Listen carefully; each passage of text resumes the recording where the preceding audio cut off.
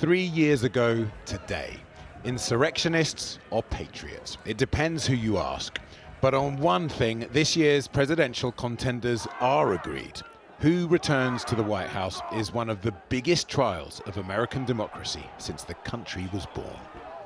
Donald Trump, accused of stoking the crowds who stormed the Capitol, is campaigning in Iowa ahead of the Republican primary, and using trademark Trumpisms, went on the attack.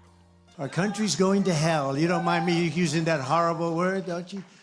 I use that word because our country's really in trouble. It's in trouble like it's never been before, in my opinion. Define hell, though, because Joe Biden describes these scenes very differently. A would-be revolution that was most certainly televised. We saw it with our own eyes. Trump's mob wasn't a peaceful protest. It was a violent assault. They were insurrectionists, not patriots. Political violence is never, ever acceptable in the United States political system. Never, never, never. It has no place in a democracy. And so to the insurrectionist charge sheet. Fight like hell, and if you don't fight like hell, you're not going to have a country anymore. Trump's now been prevented from appearing on the primary ballot in 2 states, with the Supreme Court to decide. He's facing several criminal investigations, including election interference, and accused of paying hush money to a porn star, defaming a woman who says he raped her, and inflating the value of his businesses to get favorable loans and interest rates. Though the more indictments Trump attracts, the bigger his lead in the polls. To the MAGA crowd, it's Biden who's a threat to democracy. They're afraid that he is going to win this time because people are going to flood the polls. So how do you stop that? Well, you try to get him off the ballot. You try all these different things. You try to have these frivolous lawsuits against him, and it's all political based. I profoundly accept this nomination for President of the United States. Another Republican presidential nomination is seemingly inevitable. But just in case, Trump wants to put off any lawsuits till after the election, with only a handful of Republican outliers daring to voice concerns.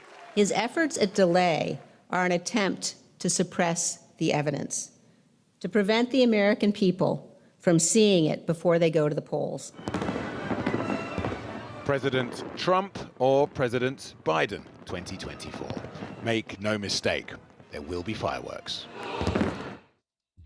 Well, earlier I spoke to the pollster Jeanne Selzer. She tracks national political opinion, but also pays particular attention to how candidates are doing in Iowa from her base in Des Moines. I asked her how Donald Trump is performing among Republican caucus goers in her state. He's not only ahead in the polls, he got 51% of first choice votes in our December poll, but also the likely caucus goers were saying that his legal troubles were not a barrier to him being able to defeat Joe Biden or the Democratic nominee. What is it then that makes this water off a duck's back for Republican voters? Did they just see all this slew of legal issues simply as some Democrat conspiracy? Maybe that's possible. I think the clue we get from our poll is that we put some statements in the poll that Donald Trump has uttered, things that were designed to be perhaps uncomfortable. So about massive deportations of immigrants, that immigrants were poisoning the blood, the things you've heard before. And for most of the 8 statements we tested, these likely GOP caucus goers said though him saying those things made them more likely to support him. And yet we speak 3 years to the day since the storming of the Capitol, in which Donald Trump is arguably implicated seriously, legally, just doesn't matter.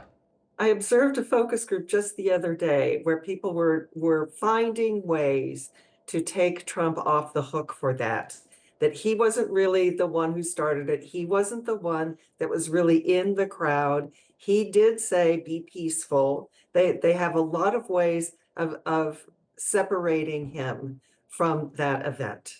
That in their mind is a logical way to think about it. In terms of the swing voters, vital to this election across the board, and the general election, of course, between Democrats and Republicans, if there is a conviction down the line, Does that really change things radically?